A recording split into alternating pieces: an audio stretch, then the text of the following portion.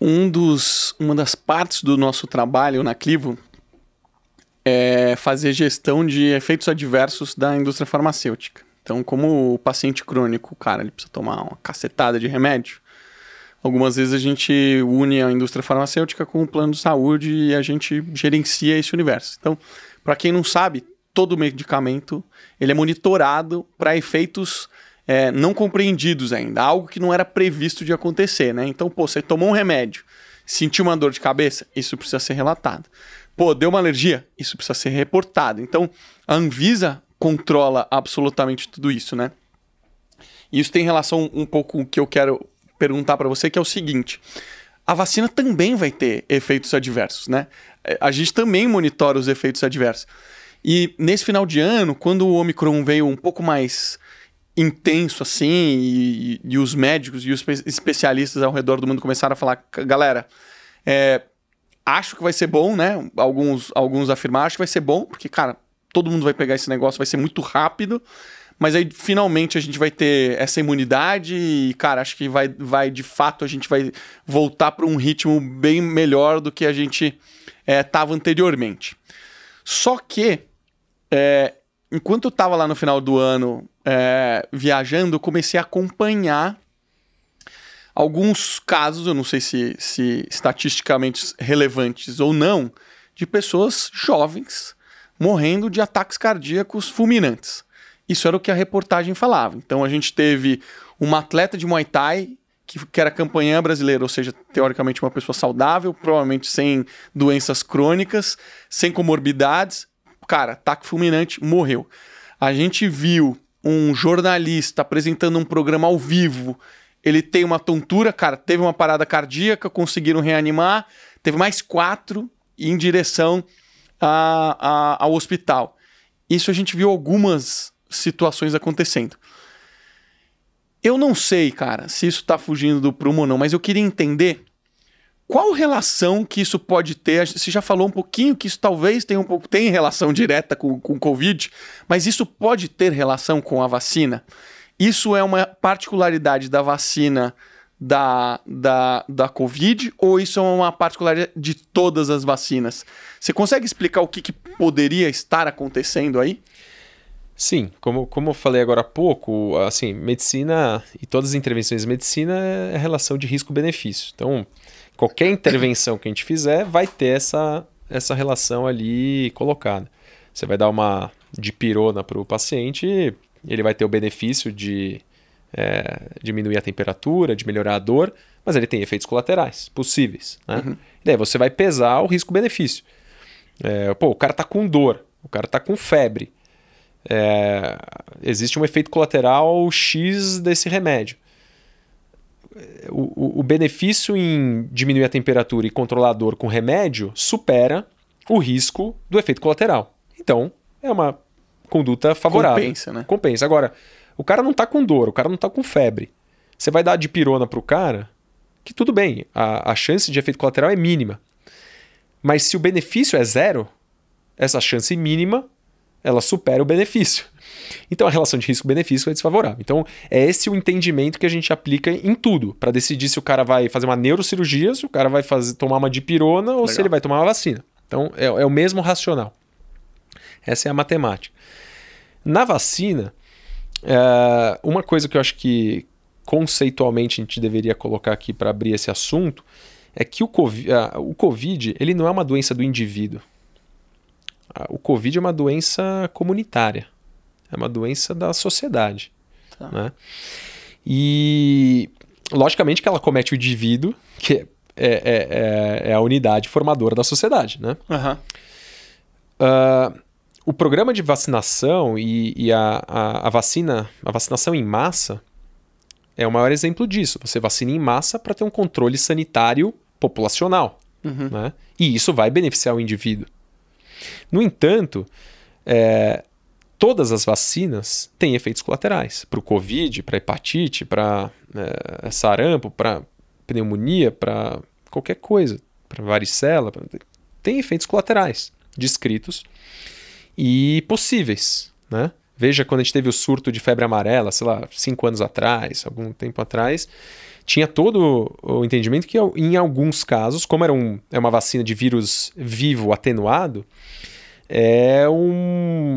a possibilidade é do cara, alguma pessoa, os que Mais têm sensível. mais sensíveis, mais vulneráveis, imunidade pior, poder desenvolver febre amarela em decorrência da vacina e morrer, né? Mas se colocava ali a relação de risco. Pô, eu vou me vacinar para febre amarela. A chance de eu morrer de febre amarela, de vacina de febre amarela é muito menor do que de morrer de febre amarela se eu pegar essa doença, que é uma desgraça, entendeu? No Covid é a mesma coisa, assim. Existem vacinas que têm efeitos colaterais. O principal efeito colateral da vacina de RNA mensageiro, que é a Pfizer, né? Mas aqui é comum aqui no Brasil de RNA mensageiro, é a Pfizer. O principal efeito colateral é o efeito colateral cardíaco, né? Em grande escala, né? Porque o principal efeito colateral é dor, que a gente considera dor no local, né? Mas do ponto de vista sistêmico, é o cometimento cardíaco, que é de pericardite, miocardite e derrame pericárdio, né? É uma característica da tecnologia. Eu não vou me arriscar muito nessa área eu sei técnica, que é técnica, porque eu não sou vacinólogo, imunologista e tal, mas existem trabalhos publicados mostrando que alguns pacientes, principalmente homens, adultos jovens e adolescentes mais velhos, tipo 16 a 30 anos, mais ou menos, têm como efeito colateral da vacina. Eu não sei te falar por que exatamente, todo o racional disso, mas de apresentar miocardite, pericardite e derrame pericárdico. Uhum. A grande maioria, e eu li um trabalho recente, essa semana inclusive disso, é caso leve. Né? Esse caso leve, com 0 mortes. Isso um N gigantesco, assim, né? Caramba. 0 mortes. E que com controle do problema de forma relativamente simples, com uso de medicação específica para o tratamento do problema. Né? Só falando aqui, o N, galera, é a quantidade de indivíduos que foram avaliados. Né? Que foram avaliados, exatamente. Beleza. Então, se coloca que, poxa, o risco de um jovem que vai tomar vacina da Pfizer, né, de RNA mensageiro, desenvolver, existe. Esse seria o efeito colateral, né? O malefício. Uhum. Né? E você vai falar, pô, mas e o benefício? O benefício é o cara ficar mais protegido contra o Covid, não pegar a doença, ou se pegar de forma leve. Mas, pô, o jovem já pega leve, né? Uhum. Aí você vai falar assim, poxa, será que a relação de risco-benefício ela é favorável? Dentro daquela ideia que eu falei no começo? Sim. Daí você vai para a questão, individualmente falando, pode ser que não. Mas o Covid não é a doença do indivíduo, a Covid é a doença comunitária, é uma doença da sociedade.